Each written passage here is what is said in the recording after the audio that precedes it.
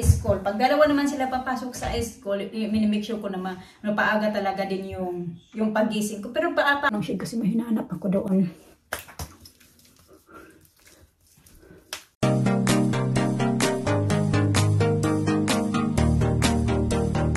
Good morning! Say good morning, Sa. Good morning. Good morning. It's 8:05. Good morning na. Na. Good morning, Tita Grandma. No, sinayan nyo yung time ay 8:06 na ng umaga, mga kachika.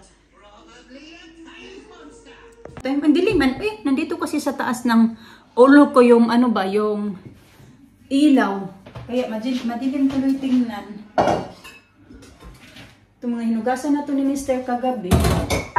Kasi siya yung mga nabugas. O kaming dalawa ba? Siya yung taga banlaw. Tapos ako tagalagay dito. Tapos siya din yung nagkuskus ng mga kaldero. Kasi nga yung mga bata ba ay ako yung nag-toothbrush ng mga bata. Ganun. Pero most of the time talaga, kaming dalawa ba magtulungan dito sa kitchen. Yes!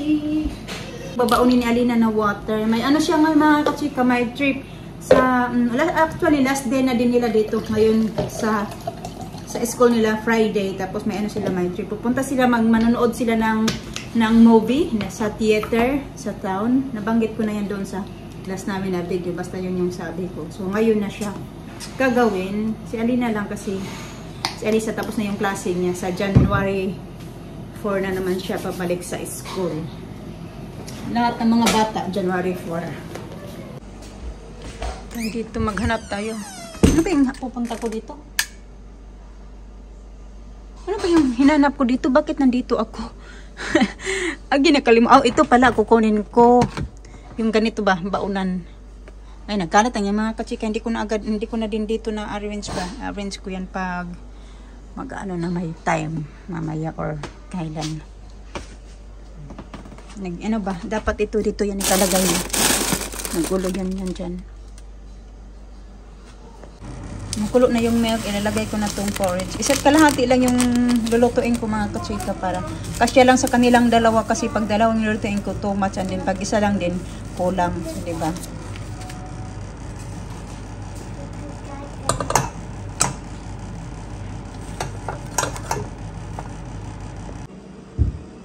Hoy, doing that. Pagkabuhi na ka. Ay, nako, si Alisa talaga. Ito na yung porridge. Mga bata nandoon lang sa living room kasi doon lang yan sila kakain ng breakfast nila kasi nanonood sila ng TV.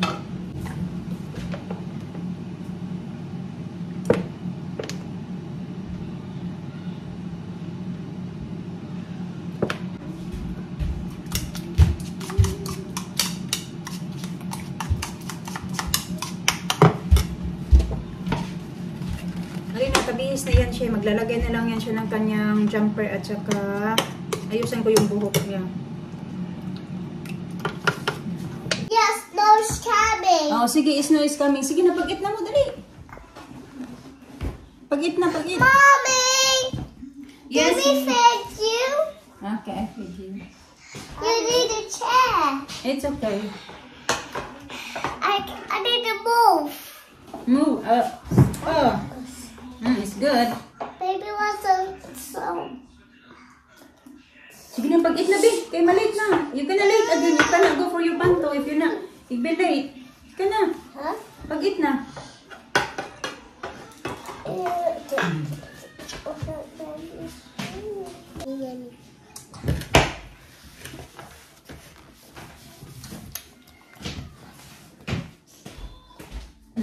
Come on now.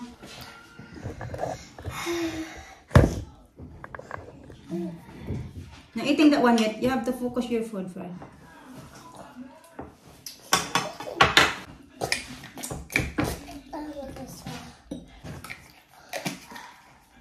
That one, the black.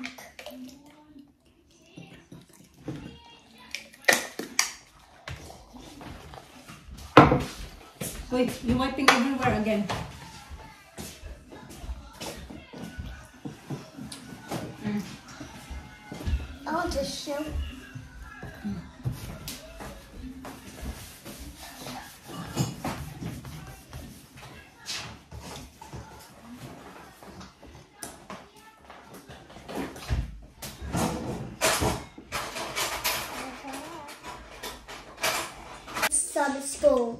Yeah, you eat some in the in your panto when you're watching the movie.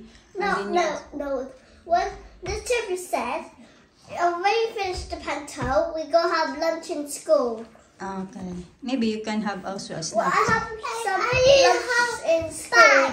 Mommy, I have bicycle. Bicycle? Uh-huh. Morning. Food as well. Hmm.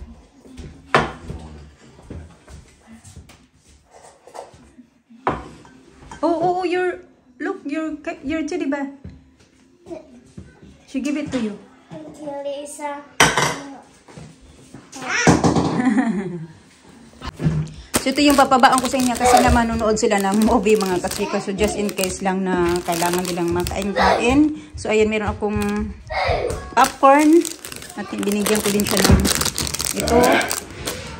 Ngayon lang din naman yan kasi nga ngayon lang siya nagbaon ba. Tapos may apple. Ayaw niya ipahati yung apple niya. So may straw at saka ayan siya. So mamili lang siya mamaya kung ano yung kakainin niya ba. Tapos yogurt at saka juice. Ito yung pinadala ko na ano kasi nawala yung straw niya ng juice na yan. Yan lang din yung juice namin kasi hindi talaga kami bumibili din ng juice dahil ayaw ni Mr. bumibili kami ng juice. Nakakainom lang siya ng juice pag lumalabas kami, pumunta kami ng cafe. Yun lang. Tapos ito yung laman ng kanyang ayan, yung may dapat siyang fruit dito, grapes at saka strawberry. And then yung cheese sandwich at saka peanut butter sandwich.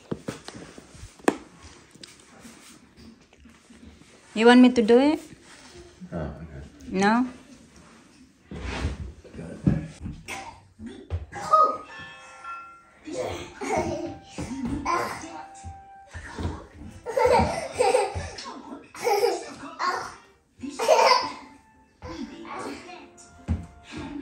Lisa. No, Lisa, hold hands. No.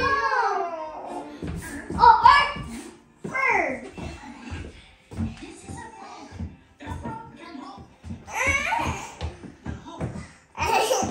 Stop.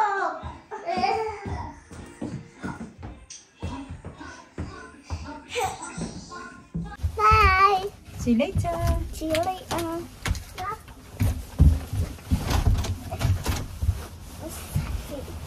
Okay po. See you later. See you later. Don't lose your hat.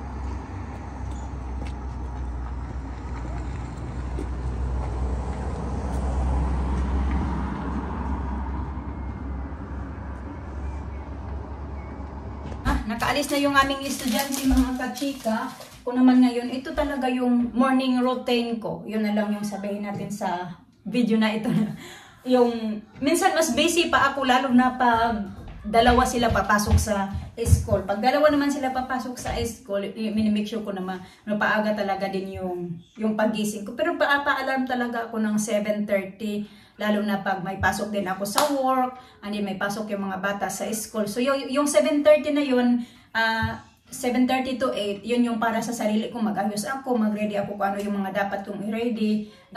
Ano naman, yun nga, pagka 8 o'clock, kung sino yung mauna paggising sa mga bata, siya yung inuuna ko. Pag-ready, yun lang din naman yung ginagawa ko. Tapos magligpit ako kung ano yung mga naiwan dito na kalat habang nagre-ready ako ng mga pagkain ng mga bata. So ngayon ay gagawa naman ako ng mamaya ko na yan ligpitin kasi kakain pa, magkakapi pa ako. Si Mr. magkakain pa din ng breakfast.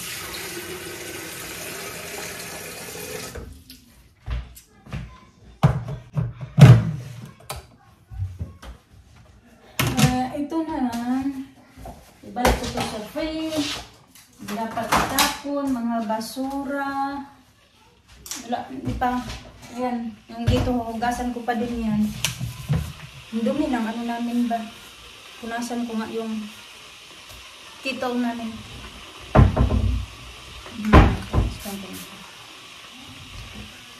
Tapos napainom ko na ng vitamins yung si Alisa. So wala na hanggang manahan ko na lang din yung mamaya. Bibihisan ko siya ba?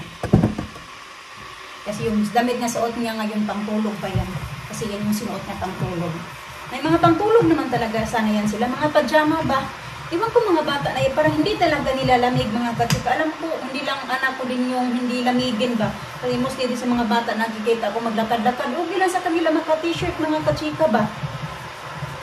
Eh, siguro yung ibang nanay, hinahayaan na lang din ba na mag-ganon na lang yung mga bata. Kasi ganon talaga. Yung parang hindi pa sila ano talaga ng lamig gaya sa mga adult. Siguro kasi dati kasi sabi sa akin ni nanay na pag yung mga bata pa daw, parang hindi pa daw talaga yan sila nakakaramdam ng sobrang lamig ba, ganun. Iba pa daw yung ano ng katawan nila. So pag medyo may edad-edad kasi gaya sa akin, mag-change na ba yung ano mo ng katawan ba? Umabot ka na sa 30, mga 20s yata, ganun. Iba na yung ano ng katawan mo. Pero malamig talaga, uy. Pero yung mga bata, anuhan mo na maglalabas sila na hindi nakasuot ng maayos na panglamig. Hindi talaga magre-reklamo. Nalinis ko na dito masay. Dito na lang. Ayan.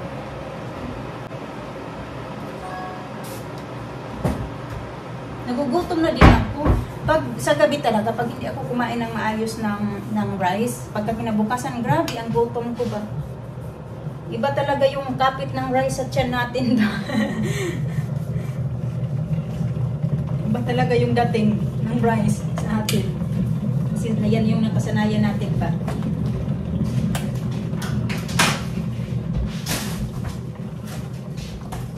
Ikit ko na itong mga vitamins.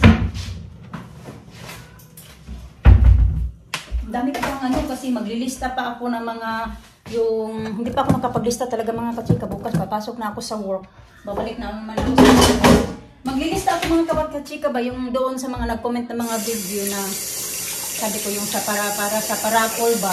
Parang hindi na ako ma-attach nito kasi wala na akong gaanong time. Mahirap naman kung kailan ako magpaparapol saka ako maglilista, diba? So mas maganda na ilista ko naman tapos kung may madagdag man ng mga comment doon, idagdag ko na lang din. Kasi doon nga ako babase sa video na yun, doon ako babase ng mga sasali sa parapol kasi yun yung sabi ko na doon ako magbabase. Wala naman kayong ibang gagawin, yun lang naman, manood lang o yun nga, pag-comment, manood kayo doon na kung nanood kayo sa video na iyon, yun lang naman. Wala naman akong ibang pa-cheese na ganito, ganyan, gawin nyo. Wala. Kung manood kayo tapos mag-comment kayo doon sa video, yun lang. Yun lang yung ano ko, yung simple na ano ba?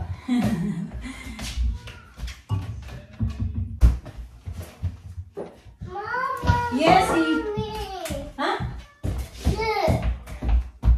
Oh no, where's the color polish? Where you give it to me, Daddy? Oh, I forgot. I forgot. Where you forgot?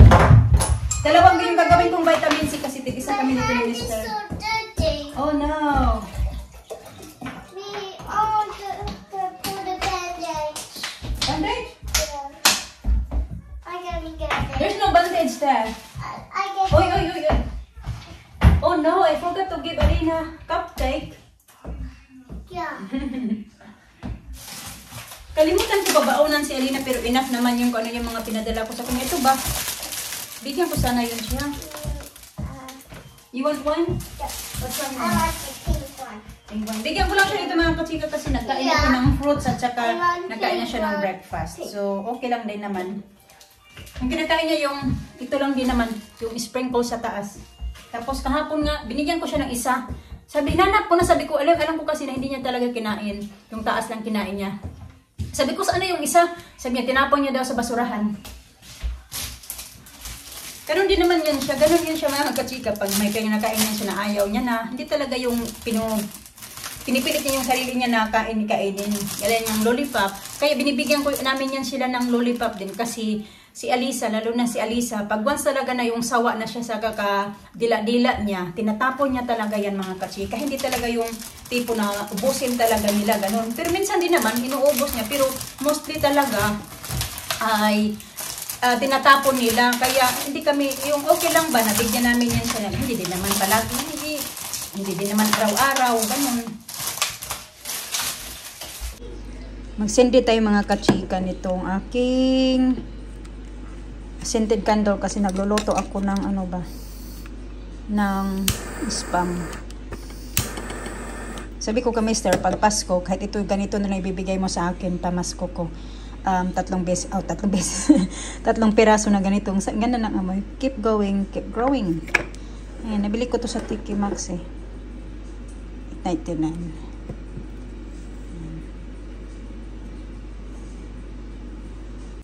Ayan, air fryer ko lang siya mga kachika. Meron pang ano kasi yung cheese yun kayo na ginawa ko sa cheese sandwich ni Alina.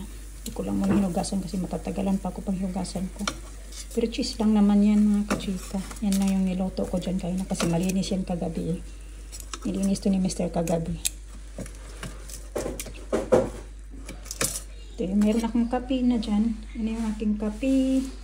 Magra-rice tayo. Solve na yung ating breakfast. Ayan. Excuse me. Maghihilamos pa lang ako mga kachika. Medyo late na. Ngayon pa lang ako makapag-skincare kasi na-busy ako. Nag-edit ng video pagkatapos ko kumain. Kaya medyo, agoy, natanggal pa yung hikaw ko. Sinuot ko yung hikaw ko. Kaya medyo na-miss ko na din na magsuot nito ba. Matagal-tagal ko na hindi to nasuot. Hindi ko gaano sinusuot kasi nga, ano siya, yung madali ba matanggal mga kachika ba? Baka mawala tuloy. Kasi ilang earrings na yung nawala sa akin ba. Ganito. May ganito na ako dati. Medyo maliit lang siya. Yung first Christmas gift talaga yun ni Mr. Yun, nawala. Kaalang, nahulog sa sasakyan. Tapos yung isa na lang natira. Pinatunaw ko, pinagawa ko ng sing-sing. Kasi may isa din akong sing-sing na unang bagaan lang siya. Tapos pinahati ko. Kaya nagawa talaga siya ng sing-sing. Mag-skincare na lang din ako kaya papakainin ko na din ulit si Alisa ng lunch. Magla-lunch time na din kasi. Yan, busy ako. Nag-hover na naman ako. Pumunta ko ng shade kasi may hinahanap ako doon.